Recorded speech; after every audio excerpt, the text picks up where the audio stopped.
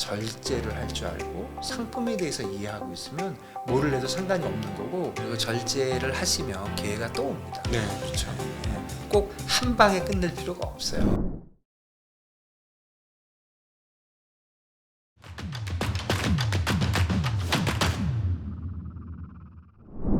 안녕하십니까. 증시학도TV 시청자 여러분, 투자자 여러분, 독일마을 여러분, 10만 금융교사 여러분 모두 반갑습니다. 자, 오늘 굉장히 귀한 분을 모셨습니다. 전 리만 브로더스, 그 유명한 리만 브로더스 한국 대표를 지내셨던 김준성 전 대표님 모셨습니다. 대표님 어서 오십시오. 안녕하십니까. 네, 안녕하십니까. 네. 초대해 주셔서 감사합니다. 아, 이렇게 와주셔서 너무 고맙습니다. 원래 이제 과거에 이제 대표도 하셨습니다만은 현장에서 굉장히 오래 있으셔서 그렇게 나를 불러줬으면 좋겠다 했던 이야기를 제가 들었던 기억이 나거든요. 뭐 트레이딩 워낙 오래 했고요. 네. 30년 내내 트레이딩 했으니까 뭐 제가 대표를 리만 브라더스하고 SC증권에서 하긴 했지만 한 10년 했는데, 그거 할 때도 트레이딩 계속 했고요. 네. 뭐 저는 트레이더 하는 거 좋아합니다. 아, 네. 혹시 그럼 지금도 지금 가끔씩 예, 전에 방송 아침 방송에 제가 MC를 잠깐 했는데 예. 그때는 제가 이제 일부러 안 했고요. 네. 이제 그거 안 한 지 한 4개월 돼서 네. 요즘 뭐 조금씩 합니다. 큰 금액으로 하지는 않고요. 아, 네, 예, 그러시구나. 예, 예. 그렇죠. 근데 이제 트레이더가 이제 딱 자리 잡힌 그 트레이딩이 되면 사실은 이게 일종의 무슨 의사, 변호사 같은 테크닉하고 비슷한 게 아닌가 하는 좀 생각도 들어요. 아유, 별거 없는 것 같고요. 뭐 잘 아시겠지만 특별한 네. 건 없고 그냥 시장에 대해서 잘 이해하려고 좀 노력하고 네. 그 상품에 대해서 조금 잘 알고 그런 네. 게 좀 중요한 것 같아요. 예, 예. 그래서 야, 그럼 어땠습니까? 갑자기 이거는 질문 준비를 하나도 안 보내드리고 그냥 질문 드리는데 현장에서 어떻게 승률은 어떠셨나요? 뭐 좋을 때도 있고 나쁠 때도 있는데 뭐 그렇죠. 뭐 근데 좀 뭐 계산 방법이 좀 다르고 그다음에 이제 회사의 뭐 전폭적인 서포트를 받고 하는 거니까 네. 아무래도 돈은 벌죠. 돈은 버는데 이제 뭐 버는 해도 있고 못 버는 해도 있고 뭐 그렇습니다. 네, 네, 네, 네, 네. 그러면 근데 스트레스가 굉장히 크지 않으셨어요? 저는 트레이더 사실은 저는 이렇게 수익 매매 정도 수준이고 네. 트레이딩 수준까지는 못 하겠는 게 체력적으로도 안 되고 정신적으로도 안 되고 너무 저한테는 부대끼더라고요. 그걸 예, 해봤더니 그게 좀 다른 것 같아요. 예를 들어서 이제 백오피스가 있고 프론트 오피스가 있잖아요. 이제 백오피스는 일반적인 이제 업무를 하는 거고 프론트 사람들이 이제 돈을 버는 건데 네. 프론트하고 백도 사실 뭐 좋은 거 나쁜 게 아니라 사람들 성격에 따라서 다른 거고 네. 그런 이제 업무가 다른 거고, 프론트도 이제 크게 보면 트레이더가 있고 세일즈가 있잖아요. 네, 네. 트레이더는 이제 시장 리스크를 자기가 테이크해서 쌀 때 사서 비싸게 팔아서 돈을 벌어야 되는 거고, 세일즈는 그걸 받아서 어떤 마케팅을 하는 거니까 네. 이것도 진짜 성격의 차이인 것 같아요. 네. 일도 성격의 차이고 본인도 성격의 차이고, 예를 들어서 저 같은 사람은 좋은 점도 많이 있어요. 예를 들어서 제가 스크린을 보고 이렇게 딱 앉아 있으면 저게 일을 하는 건지 일을 안 한 건지 알 수가 없잖아요. 그렇죠. 아무도 말리지도 않아요. 스크린만 심각하게 쳐다보고 있으면. 그러니까 어떻게 보면 엄청 편하죠. 하는 일이 많지 않고 페이퍼워크도 적고 뭐 누가 괴롭히는 사람도 없고. 그런데 어떤 날 보면 세일즈가 막 모여가지고 뭐 술을 마시러 가고 가서 또 손님 욕도 좀 하고 뭐 그렇게 할 때 내가 이제 수익이 안 나 있으면, 터져 있으면 마음이 엄청 불편하거든요. 그렇죠.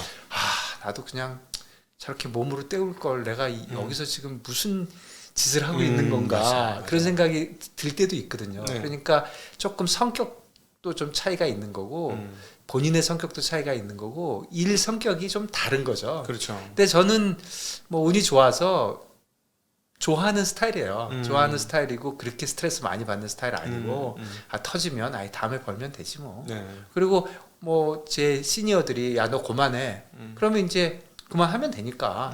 트레이더를 못 한다고 해서 세일즈를 못 하거나 뭐 백오피스를 못 하는 건 아니거든요. 그러니까 네. 되게 트레이더가 잘 안 되면 한 번쯤은 기회를 줘요. 네네. 너 세일즈 가볼래? 아니면 네네. 뭐 오퍼레이션 쪽으로 가볼래? 그러니까 할 때까지 하다가 잘리면 간다. 이제 그런 마음으로 편하게 했는데 네. 그냥 안 잘리고 30년 버틴 와, 거죠. 대단하십니다.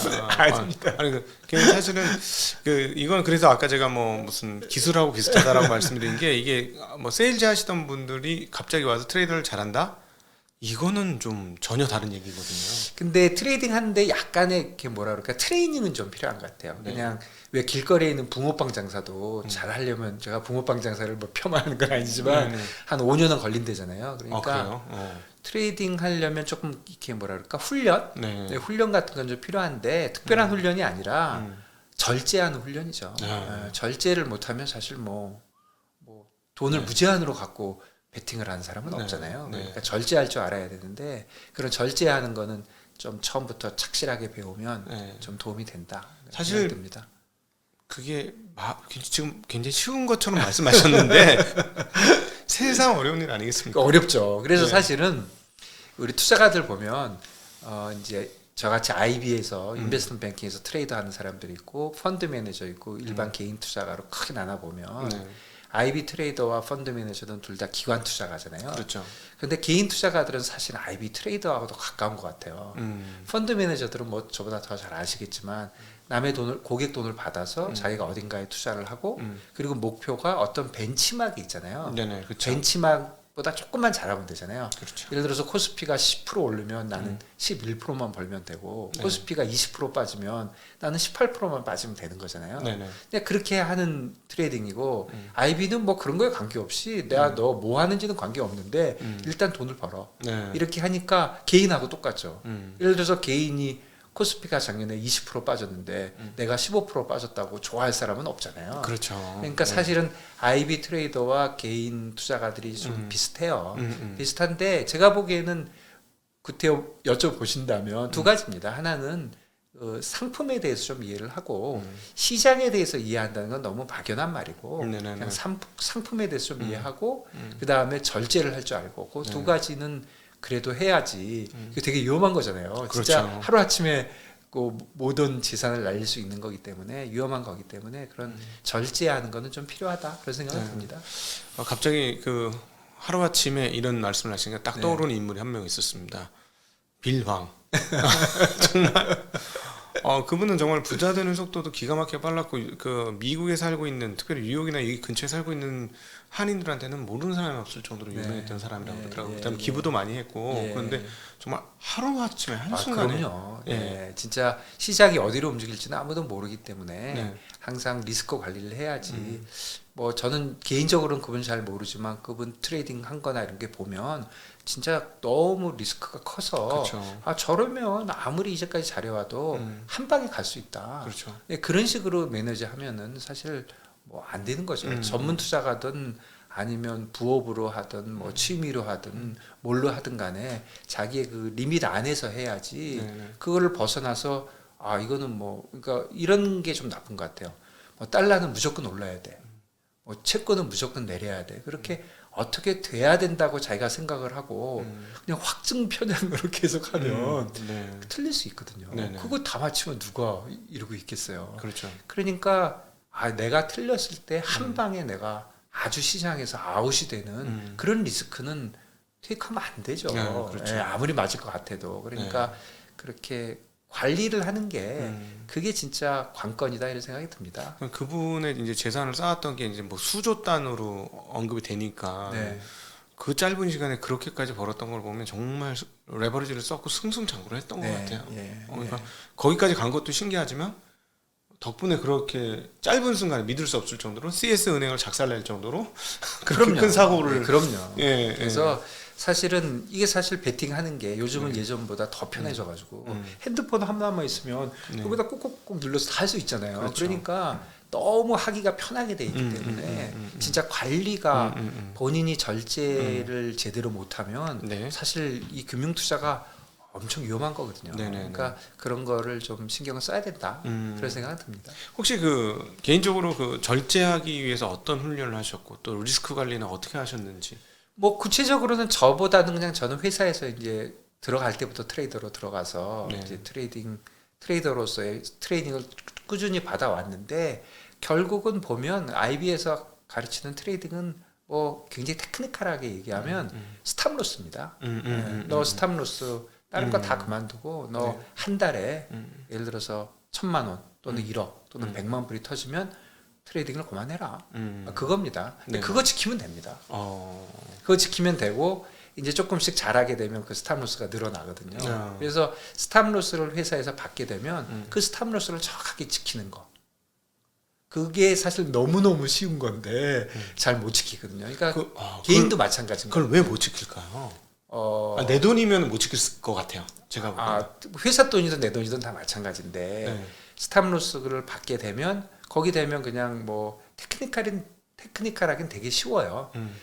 스탑로스 레벨에 오면 생각하지 않고 하는 겁니다. 그러니까 물론 스탑로스가 물론 스탑로스 레벨에 오면 무조건 다 잘라라는 아니에요. 네. 뭐 상품에 따라서는 뭐 천천히 단계적으로 자를 수도 있고 여러 가지 방법이 있지만 그냥 단순하게 생각하면 대부분의 경우는 스탑로스에 가면 다 잘라라거든요. 네. 그러니까 그 유동성이 좋은 상품들은 뭐 달러엔이나 달러원이나 뭐 지수나 이런 거는 워낙 리퀴드하니까 네.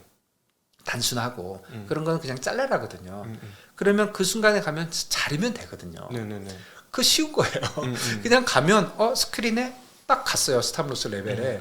그러면 생각하지 않고 자르면 돼요. 거기서는 생각하는 게 아니거든요. 무조건 자르고 집에 가서 쉬었다가 뭐 헤드가 다음 달 됐으니까 너 다시 해라. 그럼 하면 되고 야 넌 안 되겠다. 이제 트레이더 그만해라. 그러면 그만하면 되는 거예요. 그렇게 단순하게 생각해야 되는데 스탑로스에 갔을 때 생각을 하는 거죠. 야 이게 시장이 잘못됐어. 저놈들이 정신이 나간 거야. 그 다음에 내가 지금 스탑로스 된 거 아무도 모를 거야. 다시 돌아갈 텐데 뭐 내가 1분만 기다렸다 해야지. 이런 것들이 이제 사고를 치는 거죠. 그리고 만약 여기서 스탑로스 결정 확정 지으면 나 회사에서 여기서 트레이딩 rum에서 쫓겨날 수도 있어. 그렇죠. 여러 가지 생각을 하는데 그런 생각 할 필요 없이 하면 되고 개인도 마찬가지예요. 개인도 트레이딩 하기 전에 포지션을 그러니까 구체적으로 나는 한 달에 얼마를까지 터질 수 있다 이런 걸 정해놔도 되고 아니면 요거 딱 살 때 나는 얼마면 난 스탑로스 하겠다 이렇게 생각을 하잖아요 보통. 그때는 사람이 정신이 있을 때예요. 정신이 맑지요. 뭔가 생각을 하고 있으니까. 그리고 뭔가 이유가 있어서 샀을 거 아니에요. 그건 뭐 맞든 틀리든 간에. 그러니까 아직은 정신을 차리고 있다고요. 그런데 뭘 딱 샀어요. 내가 삼성전자 10주를 샀어. 삼성전자가 움직이면 정신이 제대로 됩니까? 감정적인 휩싸이죠. 왜 삼성전자 욕을 해가지고 빠지는 거야? 왜 중국 놈들은 왜 저래? 그러면서 감정이 휘둘리면서 시장을 잘 못 보는 거거든요, 사실. 그렇죠. 그런데 내가 삼성전자 7만 원 샀는데 난 6만 원 가면 팔을 거야. 이렇게 자기가 생각을 했다면 6만 원 가면 그냥 팔아야죠. 59,900원이 되면 그냥 팔아야 돼요. 그런데 딴 생각을 하는 거죠. 그러니까 개인이나 IB 트레이더나 IB 트레이더는 위에서 스탑로스를 딱 주는 거고 개인은 본인이 정하는 거잖아요. 그래서 사실 개인이 다 어려워요. IB 트레이더는 나 말고 내 보스도 있고 CEO도 있고 리스크 매니저도 있고 오퍼레이션도 있고 감사도 있고 뭐 다 있잖아요. 개인 투자가는 뭐예요? 내가 트레이더고 리스크 매니저고 뭐 내가 오퍼레이션 헤드고 내가 CEO잖아요. 그러니까 내가 언제든지 내 트레이딩 리밋을 내가 높일 수 있잖아요. 그렇죠. 그러니까 내가 원래 삼성전자 10주만 사기로 했지만 제인지 난 20주 살 거야. 그래서 거기서 물타기 하는 거죠. 그러니까 그런 걸 하지 말아야 되니까 스탑로스를 미리 정하고 꼭 지키는 거. 뭐 예를 들면 아주 조그만 팁은 나의 리밋을 내가 물론 바꿀 수 있죠. 바꿀 때는 두 가지를 꼭 지킨다든가 예를 들면 포지션을 갖고 있는 모든 거를 다 스퀘어를 시키고 그리고 나서 리밋을 증가할 수 있다. 그 다음에 리밋을 증가할 때는 반드시 이 영업일 이후부터 트레이딩을 할 수 있다. 이렇게 내가 스스로 정해놓으면 내가 올리더라도 일단 다 잘라놓고 하는 거거든요. 그러니까 내가 터졌기 때문에 리밋을 올리는 일은 안 하는 거죠. 그런 관리를 뭐 이건 아주 조그만 일이지만 본인이 자기가 완전히 시장에서 아웃되는 리스크는 본인이 막아 놓으면 돼요. 그럼 시장은 움직이는 거라서 기회가 또 옵니다. 반드시 와요. 반드시 오는데 죽어버리면 기회가 없는 거죠. 죽은 사람이 뭘 할 수 있어요. 사람만 있으면 기회가 와요. 제가 어떻게 해서 30년을 버텼냐고 물어보면 소심해서 그래요. 죽을까 봐. 죽으면 다시 못 오잖아요. 소심하게 하니까 오래 가는 거고요. 제가 그 트레이딩 헤드를 오래 했는데 제가 진짜 싫어하는 트레이더들이 있어요. 제가 이 얘기 여러 번 했는데 소신 있는 트레이더들이에요. 그렇군요. 반드시 사고 칩니다. 거의 사고 쳐요. 비로항도 그랬네요. 소신 있잖아요. 소신 있잖아요. 그러니까 소신 있는 건 뭐 나쁜 건 아닌데 마켓에 대한 뷰는 있어야 되지만 소신이 그런 식으로 가면 사고가 납니다. 그래서 죽지 않고 매너지 하면 제 생각에는 뭐 제가 특별한 기술이 있었던 거 분명히 아니거든요. 그냥 절제 좀 하고 네. 상품에 대해서 좀 배우고 이런 걸로 30년 하고 아무 문제 없이 하고 뭐 트레이딩 헤드도 하고 뭐 한국 CEO도 하고 다 됐거든요. 제가 가슴에 손을 얹고 제가 특별한 걸 무슨 기술이 있느냐? 없어요. 그게 기술인 거죠, 사실은. 그래서 저희끼리는 아니죠. 그게 엄청난 기술이라는 거를. 그래서 카이가 어쨌든 자기가 뭔가를 정했다. 그러면 지켜야 되거든요. 그런데 자기가 뭘 정했는지도 잊어버리거든요. 그러니까 어디다 적어야 됩니다. 적어가지고 저 핸드폰 위에다가 탁 붙여놔야 돼요. 나는 1,000만 원이 터지면 무조건 잘한다. 그래서 스탑로스는 이런 거예요.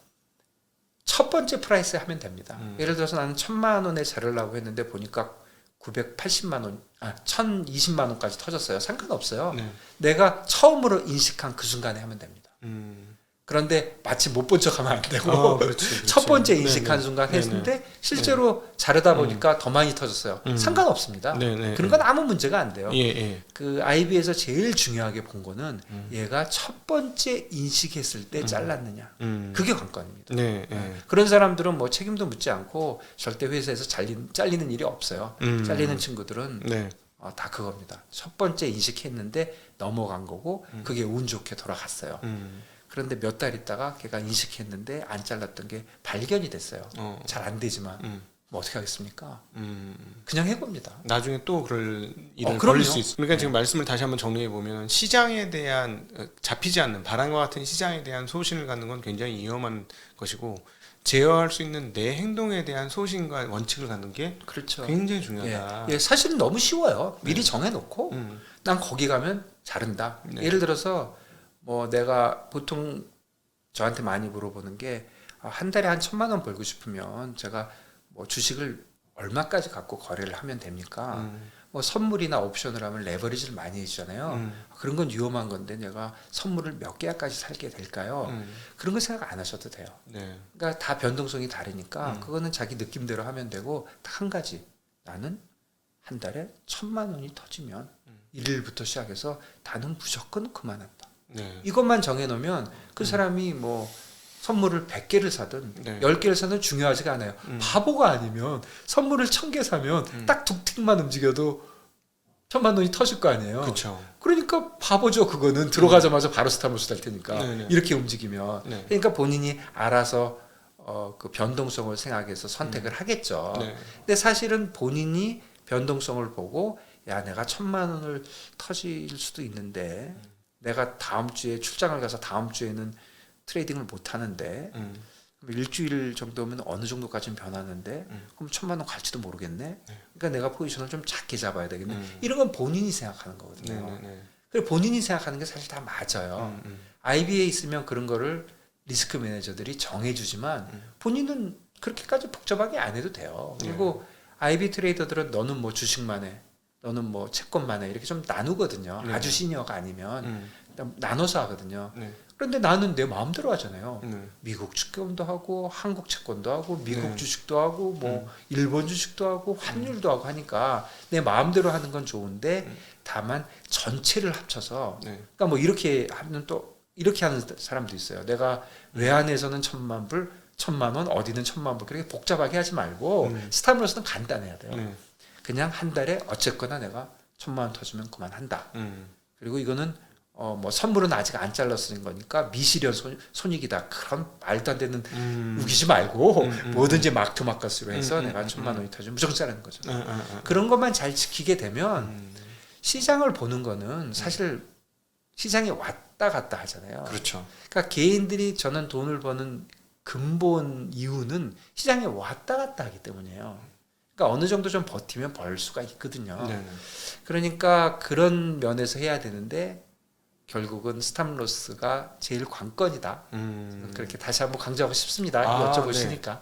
정말 저는 뭐 개인적으로 그 파생 트레이딩을 안 하고 트레이더로서의 재주가 없기 때문에 거기서는 발을 떼고 나와서 오히려 이제 소신 투자 그러니까는 내가 믿었던 투자를 끌고 나가는 입장인데 사실 입장은 완전히 달라요. 이 관점이. 근데 정말 많은 걸 배웠던 게 제가 이제 저의 이렇게 구독자분들한테 항상 일반 투자하는 분들한테 항상 하는 얘기 레버리지 쓰지 말라 이런 얘기거든요. 네.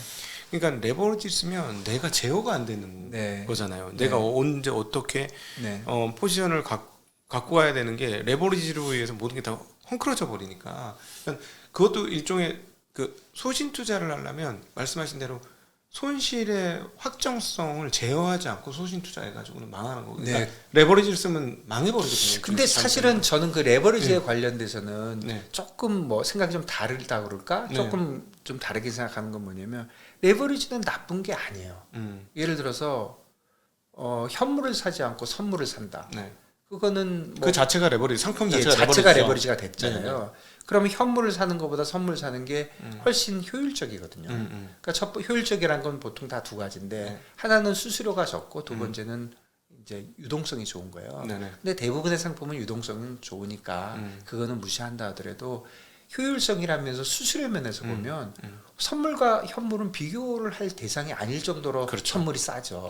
세금 문제도 있고 뭐 여러 가지로 뭐 비교할 수가 없을 정도예요. 그런데 현물을 하지 않고 이제 뭐 예를 들면 이제 현물은 또 삼성전자 이렇게 딱 찍지만 선물은 뭐 인덱스니까 예를 들어서 ETF를 하는 거와 선물하는 걸 비교를 해보면 누가 계산해봐도 선물이 수수료가 작아요. 모든 게 더 싸요. 그런데 왜 ETF를 하냐면 물론 선물이 좀 사이즈가 클 수는 있어요. 하지만 사이즈 문제는 사실 좀 제껴 놓으면 어느 정도만 되면 그 정도 사이즈를 한다고 보면 선물을 안 하고 왜 ETF를 하세요? 왜 뭐 그렇게 하세요? 그러면 대부분의 경우 자기를 못 믿는 거예요. 예를 들어서 내가 1,000만 원이 있는데 ETF를 사면 1,000만 원어치밖에 못 사잖아요. 근데 선물을 사면 뭐 20배도 살 수 있거든요. 선물 1,000만 원이란 증거금으로 20배도 살 수도 있잖아요. 20배도 살 수 있고 채권 같은 경우는 50배도 살 수 있어요. 그러니까 나는 나를 못 믿어서 내가 1,000만 원을 ETF를 다 사버렸으면 더 이상 할 게 없는데 증거금으로 50만 원밖에 안 내가지고 돈이 또 있으니까 또 물타기를 하다가 금방 터져버린다. 사실 이 얘기거든요. 어떻게 보면 간단하게 얘기하면 그러니까 다시 얘기하면 그거는 사실 본인을 못 믿는 거죠. 본인을 아니 세상에 나를 못 믿는 사람이 어떻게 투자를 합니까? 내가 믿고 나는 예를 들어서 아까 얘기한 그대로예요. 나는 1,000만 원만 터지면 아니면 난 100만 원 터지면 그만한다. 그러면 선물로 몇 개를 사야 될지 ETF를 몇 개를 사야 될지는 본인이 금방 계산이 되거든요. 그렇게 하면 되는 것이지 그거를 선물은 레버리지가 많으니까 위험해서 못하겠다. 이거는 사실은 저는 어떻게 들리냐면 나는 나를 못 믿겠다. 내가 스탑로스를 못할 거라고 나를 보는 거잖아요. 사실은. 그런 분들은 안 하시는 게 좋아요. 게 낫다. 왜냐면 본인이 본인을 제어하는 방법이 돈이 없을 때까지 하는 거라면 돈은 막 빌릴 수도 있잖아요. 레버리지라는 게 뭐 친구한테 돈도 빌리잖아요. 그러니까 뭐 갖고 있는 뭐 아이폰을 팔아갖고 주식 살 수도 있잖아요. 그러니까 본인을 제어한다고 하면 상품은 효율적인 상품을 고르는 게 맞다. 그래서 제가 항상 현물보다는 선물로 할 수 있다면 항상 선물로 하셔야 됩니다.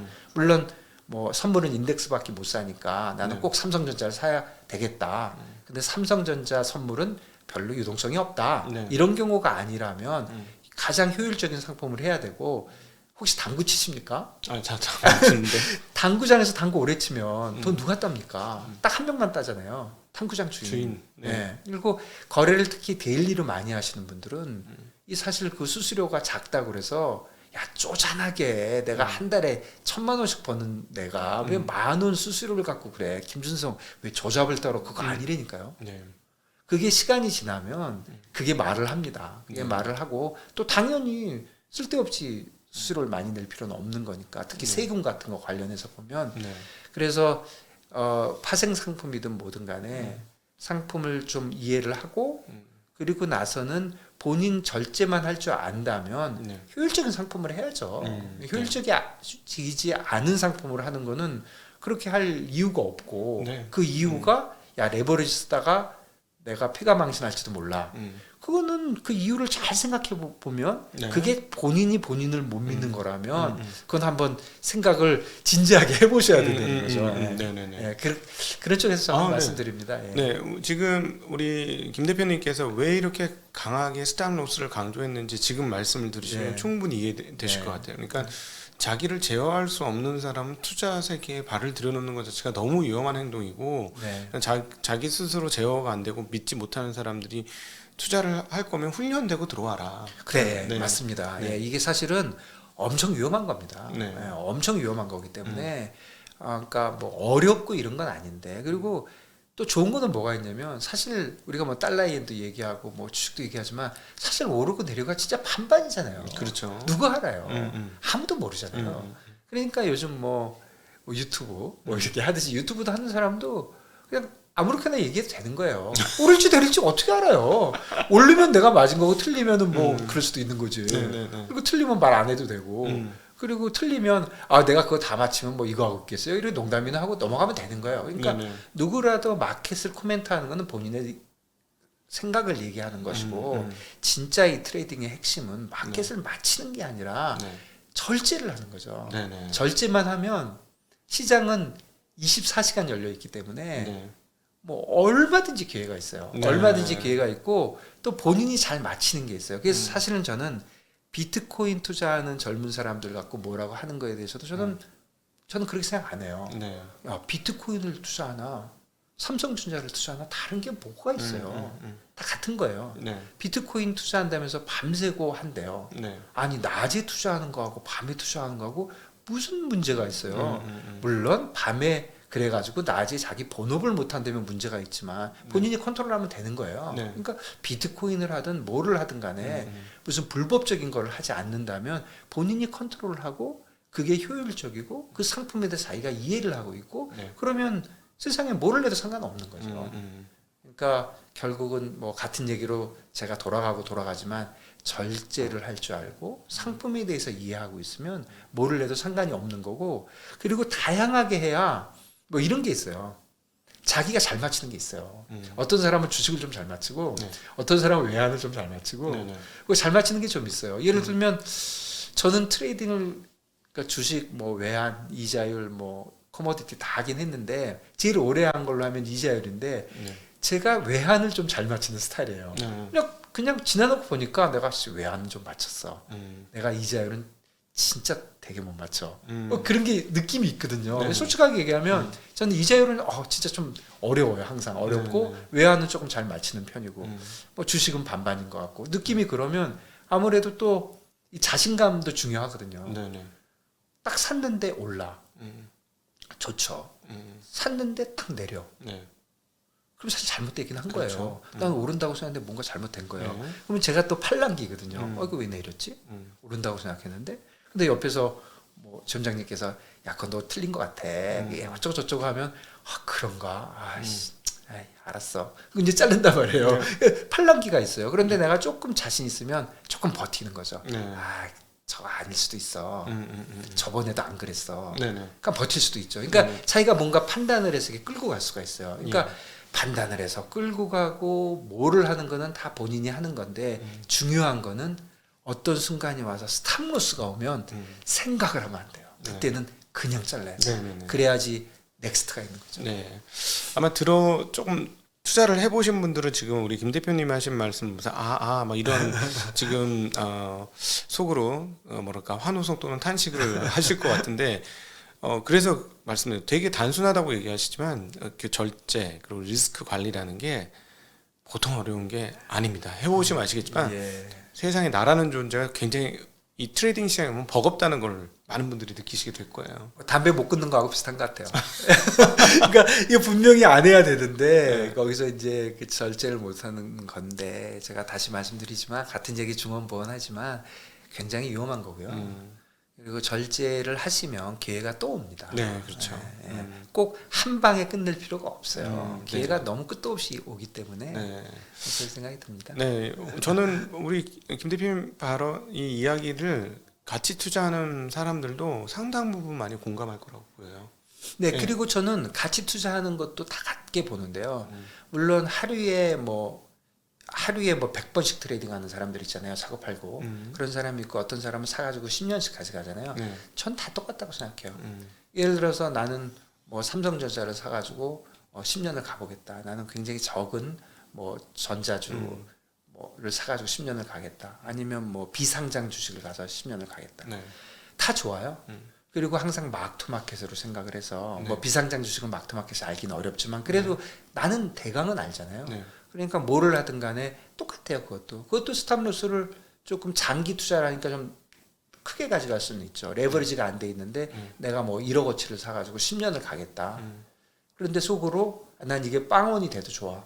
그러면 스탑로스 레벨이 1억을 터지는 거죠. 그렇죠. 1억이죠. 예, 1억이 터지는 거죠. 그러니까 만기 때까지 절대 안 오겠죠. 중간에 올 수도 있지만 그리고 스탑로스 할 것도 없어요. 없어져 버릴 테니까. 그렇지만 되게 그런 게 아니라 내가 1억은 했지만 내가 한 3천만 원 정도 터지면 그만하겠다. 그런데 난 10년 동안 들고 가겠다. 이렇게 생각을 했으면 봐야죠. 가치 투자를 했지만 근데 가치 투자라는 게 뭐예요? 자기가 생각하는 뭔가 가치가 있잖아요. 그런데 그거라고 꼭 맞을 건 아니거든요. 그렇죠. 그거는 내가 순간적으로 달러엔이 오르나 내리는 거하고 똑같은 거예요. 저 회사가 좋은지 안 좋은지를 판단하는 거는 반반이에요. 저 회사가 좋다는 것도 이 가격에 비해서 좋은 거지 10,000원짜리 때 좋은데 100만 원일 땐 좋을 수가 없는 거잖아요. 그러니까 그것도 맞을 수도 있고 틀릴 수도 있어요. 내가 1초 후에 맞을 수도 있고 틀릴 수도 있는 것처럼 10년까지 맞을 수도 있고 틀릴 수도 있어요. 그럼 내가 1억을 샀는데 3년쯤 지났는데 이게 7천만 원이 됐어. 내 생각엔 진짜 아니야. 세상이 바보고 사람들이 저 기술을 모르는 거야. 별 생각이 다 들어봐야 다 헛소리예요. 시장에서 그거는 7천만 원밖에 안 하는 거예요. 그런데 나는 원래 3천만 원만 터지면 그만하려고 그랬어요. 그럼 팔아야죠. 팔으려고 보니까 뭐 그 유동성이 떨어져 갖고 6천만 원에밖에 못 팔아요. 그래도 팔아야죠. 그런 게 중요하기 때문에 타임 프레임이 1초가 됐던 10년이 됐던 그게 뭐 가치 투자라고 부르든 무슨 이렇게 스캘핑이라고 하든 뭐든 간에 트레이딩의 모든 것은 다 같다. 자기가 생각하는 수익 목표를 가지고 하는 것이고 수익 목표야 자기가 마음대로 정하는 것이고 그거는 마음대로 바꿔도 돼요. 스탑로스는 마음대로 바꾸면 안 된다. 그게 제 생각입니다. 이거를 이제 그 소위 말하는 가치 투자의 어법으로 한번 전환해서 제가 표현을 드려보면 이 회사가 이렇게 앞으로 잘 될 거라고 믿고 투자를 했고 충분하게 좋은 가격이라고 생각해서 투자를 해서 그게 이제 발현이 되면 뭐 그거에 아무 상관이 없으나 회사라는 게 사실 유기적인 유기체 같은 거라서 시장 대응을 잘못하고 시장 환경이 변화되는데 제대로 반응을 못하면 그럼요. 시장에서 도태돼 가지고 빠질 수가 있죠. 그럼요. 근데 그거를 내가 과거에 샀던 기억으로 고집을 하면 그 사람 바보가 되는 거죠. 그럼요. 예, 이게 시장이라 그 어떤 전체 경제 환경에서 대응을 못 해갖고 쭈그러졌으면 그럼 인정하고 내가 실수했다는 걸 받아들여야 되는 거예요. 내 실수는 아니더라도 회사가 그렇게 못하는 거니까. 그럼요. 세상을 알 수가 없으니까. 그리고 회사가 잘했는데 경쟁자가 생겼어요. 더 잘하는 애가 나왔어. 맞아요. 방법이 없는 거죠. 그러니까 지금 말씀하신 대로 그때 내가 맞았어. 이런 식으로 계속 가면 그게 이제 아까 제가 말씀드린 소신 있는 트레이더가 되는 거예요. 자기 소신을 갖고 하면 그런데 뭐 사업은 자기 사업은 그렇게 하는 거 모르겠지만 투자는 그렇게 소신을 갖고 할 일이 아니에요. 왜 그러냐면 매번 변하기 때문에 내가 그걸 어떻게 맞춥니까? 그리고 진짜 out of 내 컨트롤이잖아요. 그렇죠. 그러면 컨트롤에 벗어나 있는 거기 때문에 컨트롤에 벗어난 게 변하면 변한 걸 인지하면 되는 것이지 이거는 이렇게 돼야 돼. $1는 1,200원이 돼야 돼. $1는 1,400원이 돼야 돼. 이거는 처음부터 말이 성립하지 않는 거죠. 저는 좀 그런 쪽으로 생각합니다. 오늘 아주 너무너무 유익한 시간이었습니다. 저희 채널에서 이렇게 트레이딩에 대해서 심도 있게 얘기해 주신 자리가 별로 없었기 때문에 너무 감사하고요. 여러분 정말 트레이더의 진수를 오늘 좀 맛보신 게 아닌가 싶습니다. 그래서 오늘 이 1부 순서에서는 우리 트레이딩에 대한 집중적인 얘기를 했고 자 이제 현장으로 한번 직접 가보겠습니다.